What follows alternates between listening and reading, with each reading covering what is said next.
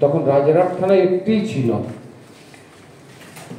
সবে কলেজে ভর্তি হয়েছি সে সময় আমরা রাজারহাটের বুকে যারা বড় হয়েছি, নিউ টাউনের পাশে রাজারহাট, কয়েকজন বন্ধু মিলে একটি সংগঠন, সাংস্কৃতিক সংগঠন তৈরি করেছিলাম। সেই সাংস্কৃতিক সংগঠনের সঙ্গে ছিলেন তখনকার দিনের বিশিষ্ট মানুষজন, যেমন বরুণ সরকার, এরকম বেশ কিছু মানুষজন ছিলেন যারা আজ আর এখন জীবিত নেই। দু একজন বিপ্লবী ছিলেন।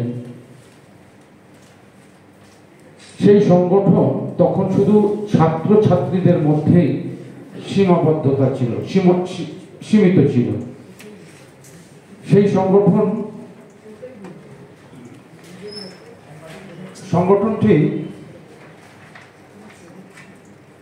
দায়িত্বটা আমার উপরেই এসে পড়ে এবং শিল্পী মন নাম হয়।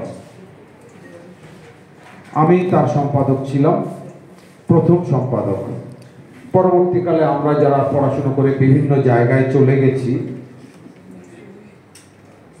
সংগঠনটি বন্ধ হয়ে যায়। যে সংগঠন খুব ছোটবেলায় নিজের সম্পাদনায় তৈরি হয়েছিল, সেই সংগঠনটি পরবর্তীকালে আমার মনে হয়েছে সেই শিশুদেরকে আরেকটু লালন পালন করা প্রয়োজন। 2010 সালে তাই শিল্পী মন বাড়িটি তৈরি হয়।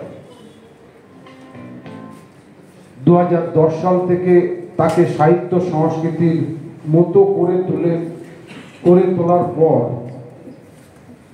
আমাদের শিল্পী মন সংগঠন, সাংস্কৃতিক সংগঠনের যাত্রা শুরু হয়।